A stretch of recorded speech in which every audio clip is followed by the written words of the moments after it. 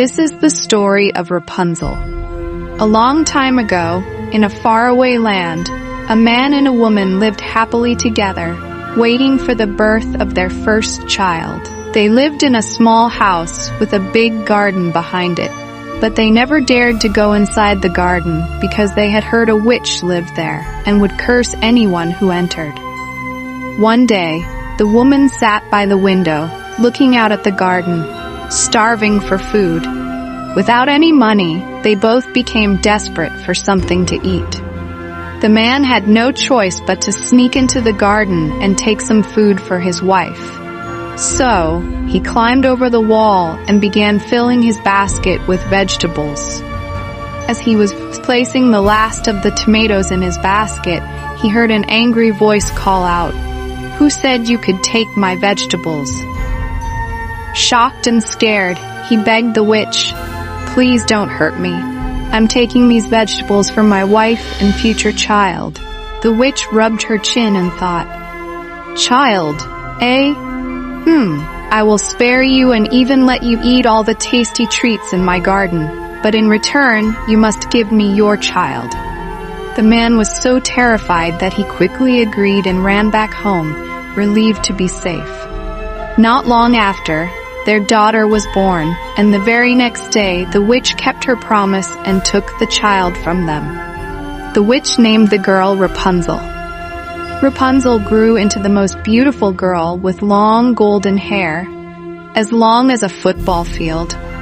But at age 13, the witch trapped the princess in a tower deep in the forest with no doors or stairs so that no one could ever take her. Every morning, the witch would visit Rapunzel and say, "Rapunzel, Rapunzel, let down your hair." Rapunzel would let down her hair, and the witch would climb up to visit her. Rapunzel hated the witch's visits as she was cruel and mean. Every day, when she was alone, Rapunzel would sing out her window, dreaming of a better world. Many years later, a prince was exploring the forest when he heard the most beautiful singing he had ever heard. He followed the singing all the way to the tower and hid behind a bush. While Rapunzel was singing, he fell instantly in love. He watched as the witch came, called out to Rapunzel, and climbed the tower. After the witch left, the prince called out to Rapunzel at the bottom of the tower, just like he'd seen the witch do. "Rapunzel, Rapunzel, let down your hair." Down tumbled the long golden hair, and up climbed the prince.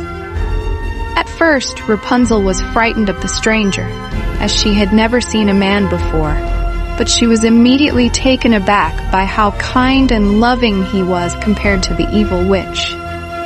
Rapunzel loved hearing the prince's stories of the outside world, how there were vast, deep oceans to swim in, huge town squares with hundreds of happy people, and the prince's castle, where she could explore all day. They fell in love immediately, and he promised to rescue her so they could live happily together. They needed a plan to escape. The next day, and for many days after, when the prince visited Rapunzel, he would bring her silk so she could knit and weave a rope to climb down.